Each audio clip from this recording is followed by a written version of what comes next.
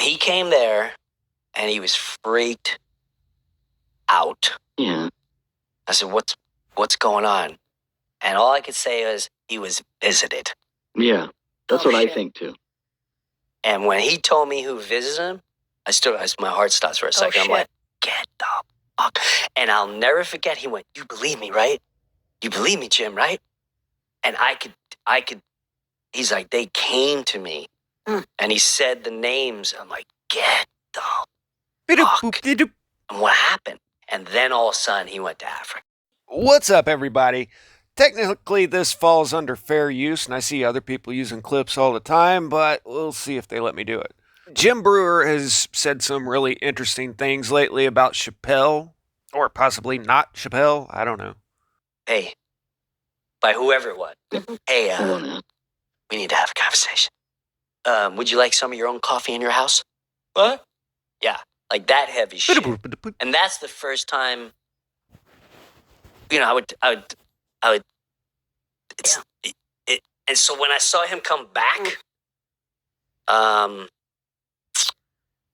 there was a lot less communication. And maybe he just, maybe he just grows, whatever. But I can honestly say, maybe I'm crazy and I am crazy for saying this. Mm-hmm. When I saw him completely come back, I really questioned if that was him. Yeah, I know, right? I think that's... And I know that's really crazy. I think those same things, yeah. I know that's crazy. Okay, with the Michael Jackson thing, I did a video on a while back. You got to admit that there's some crazy changes going on in a few short years with this guy. But like I said in that video, to find a replacement of a childhood star that turns out to be better than the original would be quite the feat. But, I don't know. Maybe that explains why all the crazy surgery and all that. What was funny was the person in the comments going, no. This guy is a liar, everyone. YouTubers clickbait you, and he is a... And I'm sitting here going, I never made the claim. I played the click of the guy that did. And after looking at the photos, I don't know. I doubt it, but it could be. So I'll just tell you up front, I watched, clips from Half Baked and first couple seasons of the Chappelle Show before he went to Africa, which is when Breuer is saying the guy that came back might not be the same one. And it looks like the same guy to me. I mean, go watch the Oprah interview right after he got back. But to me, there's a couple sides to this, and looking back at a crucial time in history. One is how Comedy Central monopolized and killed the golden age of comedy that we actually had. And two, that for a long time, there's been a small group of executives that control all of the infotainment that you consume. And they came to Dave, gave him the talk, and he freaked out and took off to Africa, didn't even tell his wife. So yeah, the same old Dave may not have came back. Not many people walk away when they come with 50 million to buy every drop of your soul. So he's got my respect on that. Hadn't seen him wearing a dress. This all started with that clip I played at the beginning, but then on another podcast, Jim says this. I'd be a blatant liar if I were to say 100% that's him. Okay, perfect. Because our communication ended.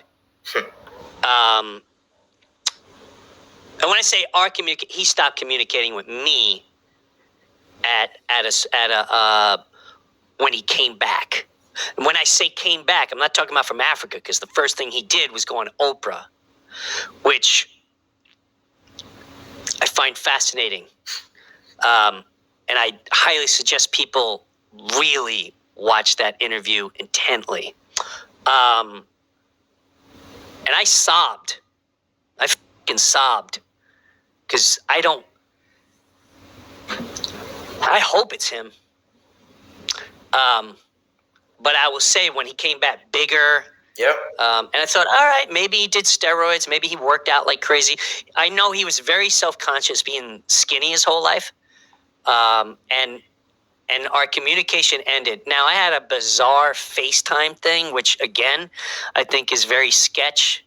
Even the person that, there was this, I'll just leave it this. I don't know.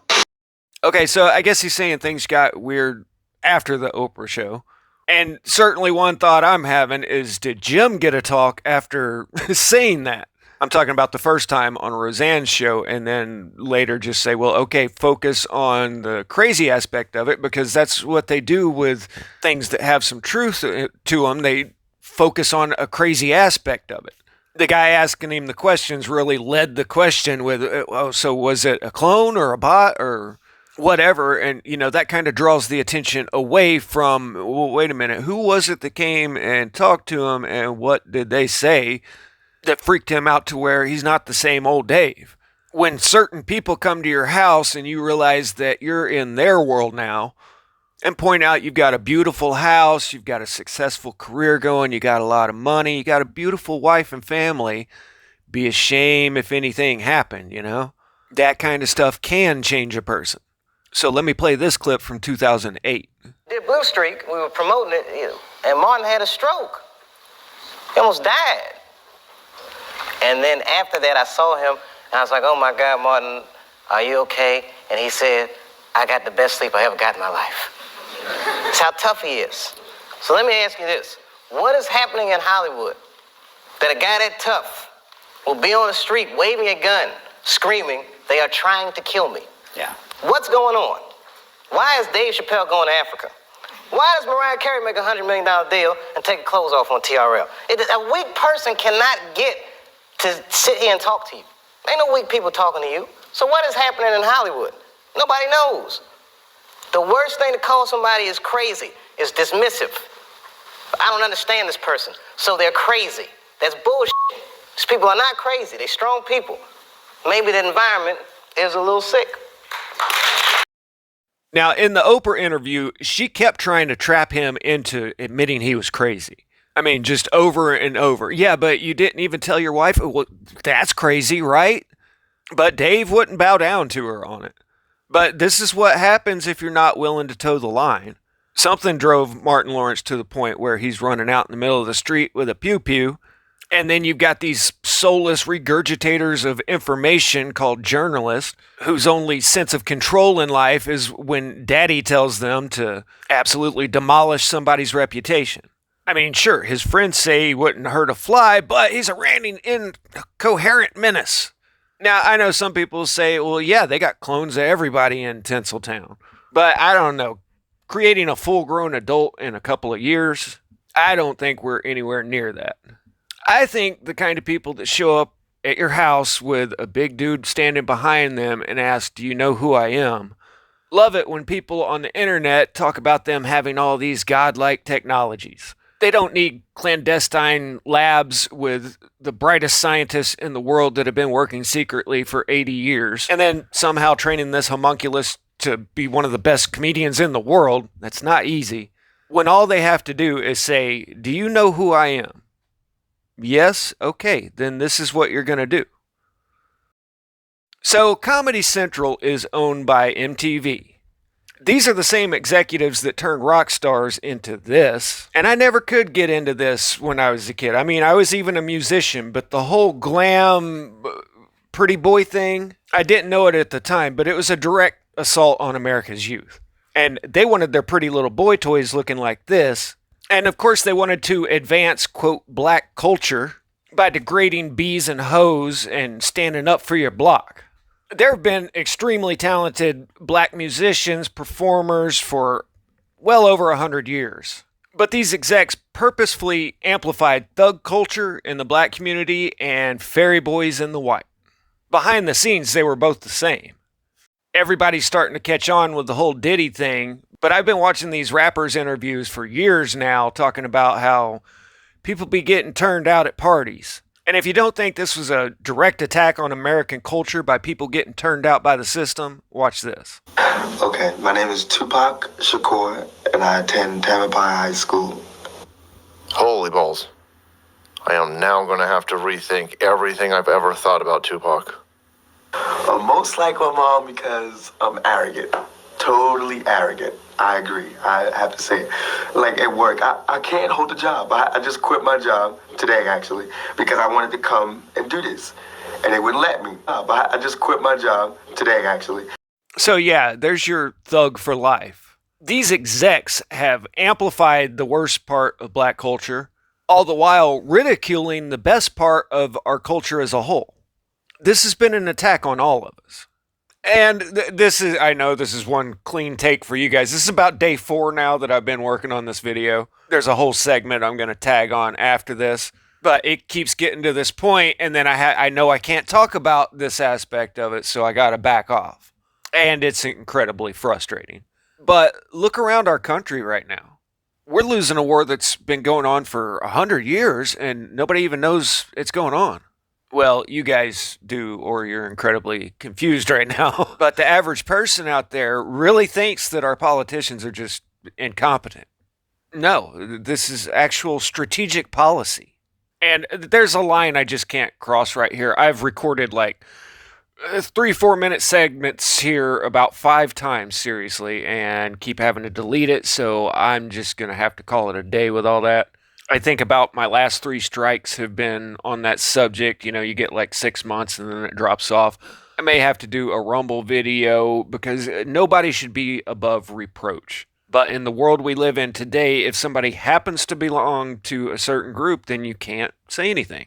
Even on Rumble. I've had 2 videos taken down over this subject on Rumble, and they don't give you a strike or anything. They just take your video down. So it's not the free speech platform everybody thinks it is, but it's not near as bad as here.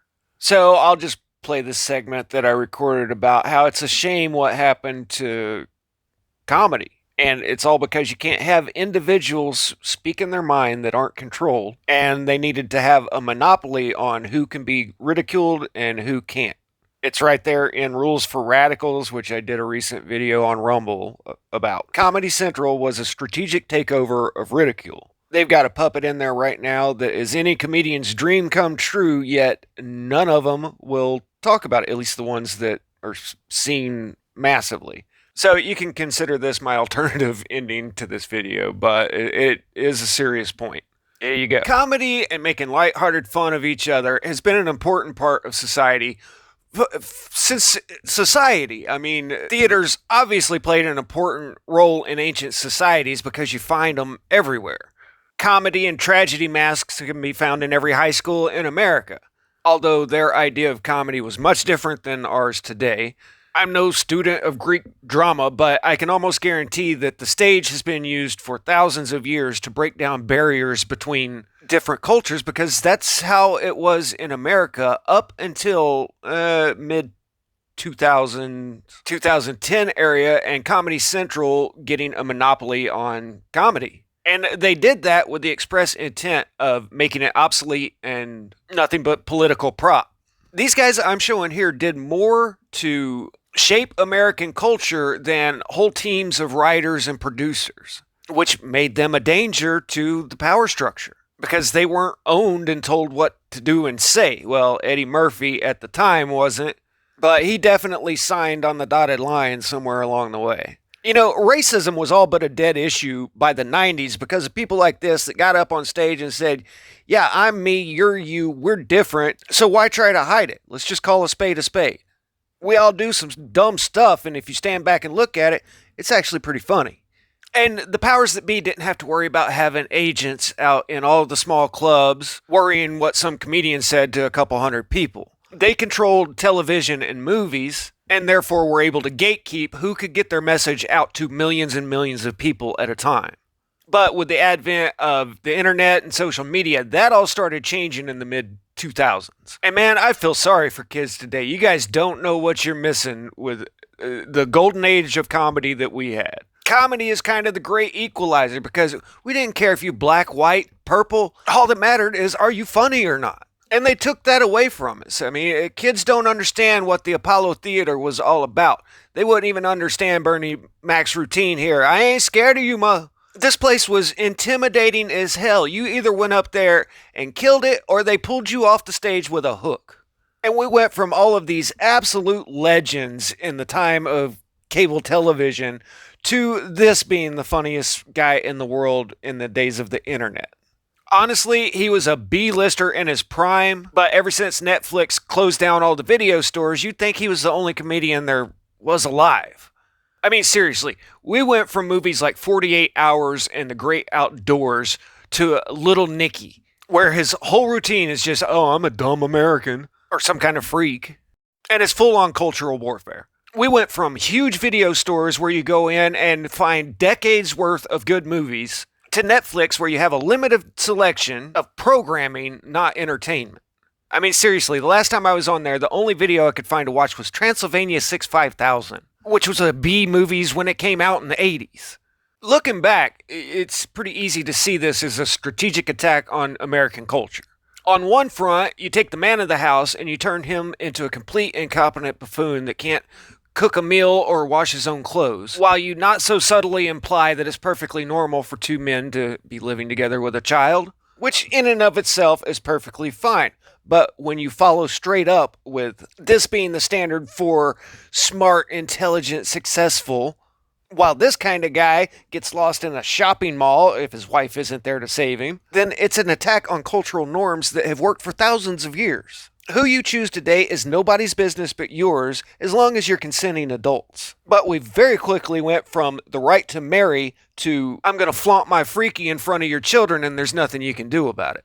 And this has nothing to do with advancing the quality of life for a small minority. Self-appointed rulers of the society don't need any revolution anymore. They don't need any radicalism anymore. So this is the reverse from destabilization.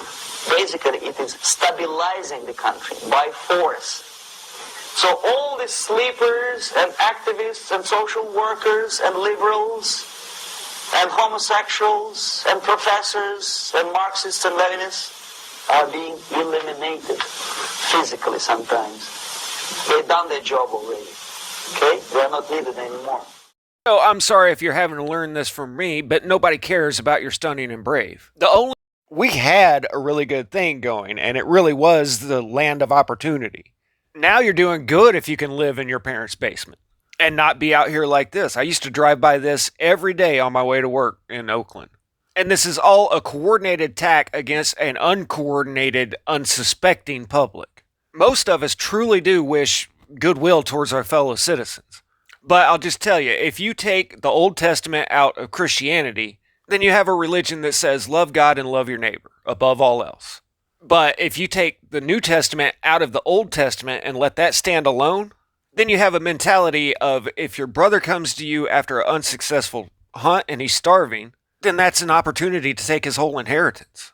If you seriously just look at the first 5 books of the Bible and nothing else and think about the philosophy that it promotes, then you will come to the question of, well, what God is supporting this? It seems to be the opposite of the God that Jesus was talking about. I'll let you make what you will out of that. Static.